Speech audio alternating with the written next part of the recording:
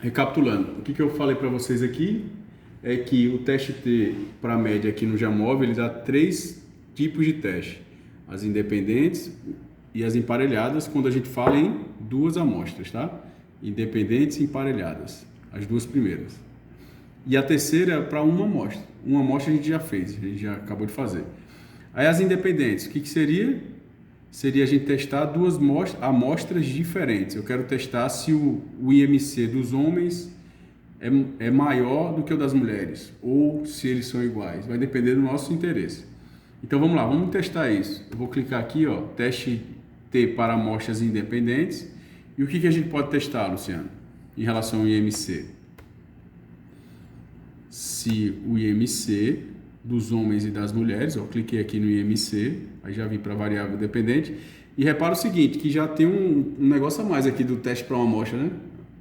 Para uma amostra que a gente fez, só aparecia o quadro de cima. Aqui, para duas amostras, já apareceu uma variável de agrupamento, que é para dizer qual é o grupo que você quer comparar. A gente quer comparar que grupo? Homens e mulheres. Então, é a variável sexo. Clico aqui, ó, ele já fez essa estrutura. Aí a gente vai escolher o que? As hipóteses. O que a gente vai querer testar? O que é de interesse? Saber se o IMC dos homens é maior ou se eles são diferentes. O que tu acha que é melhor a gente testar? Maior, né? Dos homens? É, dos homens. Então aqui, ó, repara aqui, na mesma forma, tem três opções aqui, tá? Três opções aqui, ó. Que é o grupo 1 é diferente do grupo 2, o grupo 1 é maior do que o grupo 2 e assim sucessivamente. Quem é o grupo 1 aí? O grupo 1 ele está chamando de feminino, tá? Então tu quer testar se os homens são maiores, né? O IMC. Beleza. Fiz aqui, ó. O nível de significância, que é o alfa, tá 5%, ó, tá vendo? Já tá 5%, então a gente pode deixar isso como 5%. Beleza, e o resultado? O que ele está dando aqui? Ó? Olha o p-valor dele. Ali, né? Uhum. 0,373. E qual a conclusão? Qual o critério de decisão que a gente definiu lá? Que é igual para todos, tá? Se o valor P for menor do que o alfa, que é 5%, rejeitamos H0. O valor P aí deu quanto? Deu menos de 5%. Deu menos? Não, peraí. 0, Não, deu mais, é porque deu 37%. Então é o p-valor alto. Então quer dizer que a probabilidade de H0 ser verdade é muito alta. Tá. Qual a hipótese alternativa que a gente fez? É aquela a alternativa, ó, o feminino é menor. A gente testou essa aqui, ó. Sim. O feminino, o A é feminino aqui. O feminino é menor. Então a gente não rejeitou H0. Então, no caso, é o feminino que é maior. Exatamente. Existem evidências estatísticas para afirmar que a gente não vai rejeitar H0. Mas realmente as mulheres são mais gordas mesmo. São mais gordas? Cuidado. Olha, aí o que acontece? Existem evidências estatísticas para afirmar que as mulheres nessa empresa têm um IMC maior, estão com um IMC maior do que os homens. Aí a gente pode ver o quê? A gente pode explorar esses dados, né? A gente fez essa tabela aqui, não? Do IMC.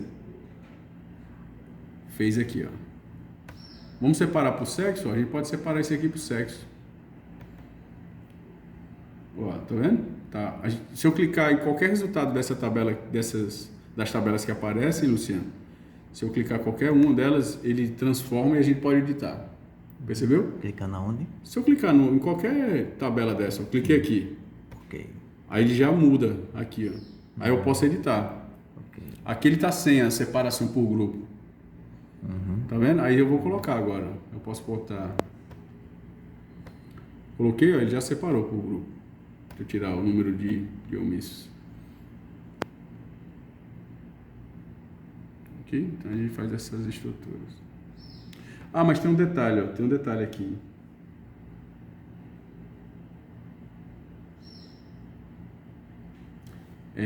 O teste de Levine é significativo. sugerindo uma violação do pressuposto de homogeneidade das variâncias. Tem uma observação aqui. O que acontece? Esses testes de hipótese, Luciano, eles exigem algumas suposições. E que suposições são essas? De normalidade e homogeneidade. O que são essas suposições? Ele exige que o IMC siga uma distribuição normal. E que a variância dos dois grupos que você está testando, ou seja, a variância do IMC dos homens e a variância do IMC das mulheres sejam iguais.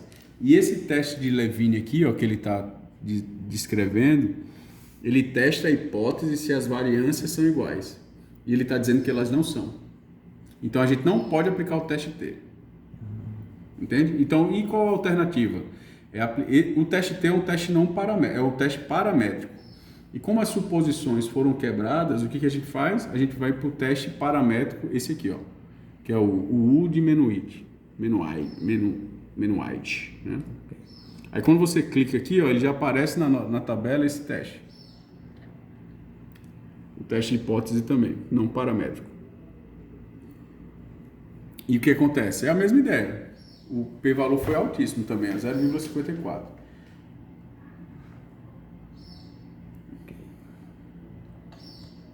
Então,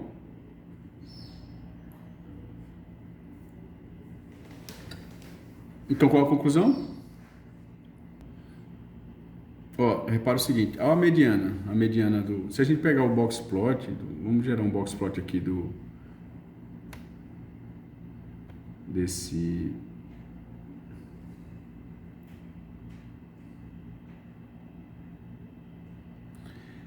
Ó, repara que os homens, eles têm... As mulheres estão mais concentradas, né? A mediana dela é mais alta, mais acima, dos homens é mais baixo. Então isso indica porquê dessa conclusão, né? Que 50% das mulheres tem mediana de acima, tem valores acima de 27, enquanto dos homens é 25.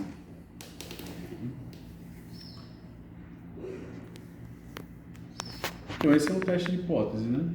Independente, para amostras independentes. Aí o emparelhado é a gente fazer, ó, emparelhamento. Quando as duas amostras são pegas com o mesmo indivíduo. Tá? Então, que é o peso inicial e o peso final. Por exemplo, se você estivesse participando, eu ia pegar o seu peso antes e o seu peso depois. Então, a gente tem um emparelhamento de amostra, é a mesmo indivíduo. Que é aqui, ó, a gente vai pegar o peso inicial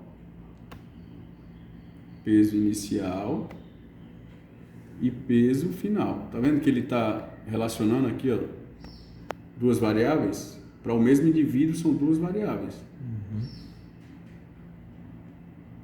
E a gente quer testar o quê? Se o peso final, se o método foi eficaz, ou seja, o peso inicial é maior do que o peso final.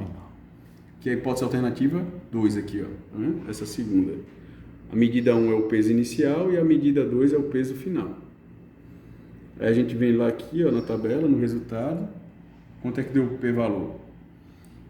Ó, tá bem, olha no rodapé aqui, Luciano, a hipótese alternativa, aqui, ó, aqui.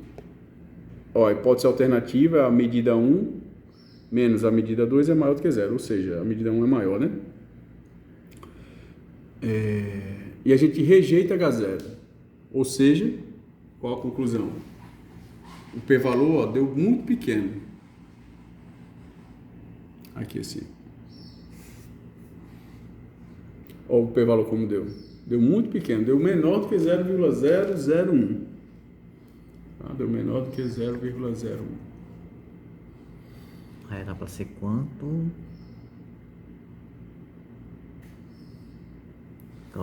Onde é a porcentagem que eu esqueci? É aqui, ó, o P. Não é o P? Isso, esse último. Ele é muito pequeno, ele deu quase zero. Ele é menor do que esse valor aí. Então, qual a conclusão? A gente rejeita ou não rejeita H0? Rejeita, deu menor, não foi? Do que isso, do que o alfa. Eles não atingiram, não foi o... Se a gente rejeita H0, Existem evidências para afirmar que a média inicial é maior do que a média final. Que na hipótese alternativa, se a gente rejeita H0, a alternativa, que é essa que a gente selecionou, é verdade. É verdade. Então, o peso inicial, que é a medida 1, tem média maior. Entendeu? Então, Então eles conseguiram a dieta. Exatamente. O método foi A eficaz, método né? Foi eficaz. Ok. Essa é uma conclusão, né? Baseado num teste de hipótese. E como não teve... E a normalidade? A gente pode testar a normalidade, porque é fundamental, tá?